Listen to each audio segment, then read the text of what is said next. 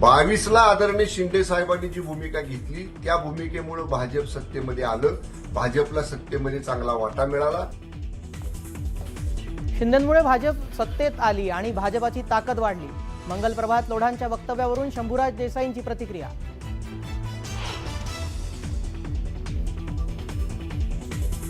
विरोधी पक्षनेतेपद जाहीर करा तर उपमुख्यमंत्री पदही असंवैधानिक नाही, तातडीने बरखास्त करा, उद्धव ठाकरेंचा सरकारवर हल्लाबोल।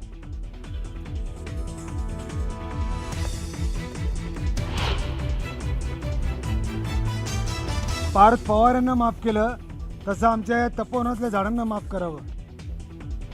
तपोवनातील वृक्षतोडीवरून अमय खोपकरांचा सरकारला टोला।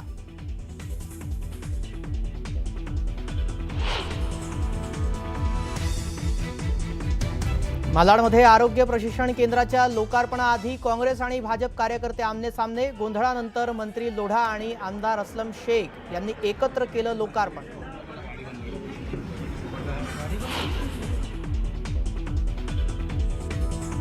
पुण्यात शरद पवारांची राष्ट्रवादी महाविकास आघाडीतच लढणार।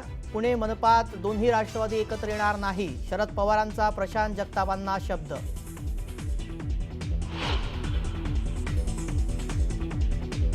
चुनाभट्टी परिसरात आंबेडकरी अनुयायांच्या आंदोलनानंतर वाहतूक सुरळीत। सायनच्या पुढे रिक्षा सोडल्यानंतर वाहतूक कोंडी फुटली।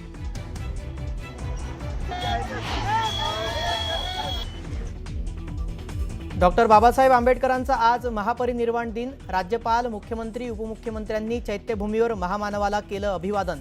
महामानवाला वंदन करण्यासाठी चैत्यभूमीवर जनसागर लोटला।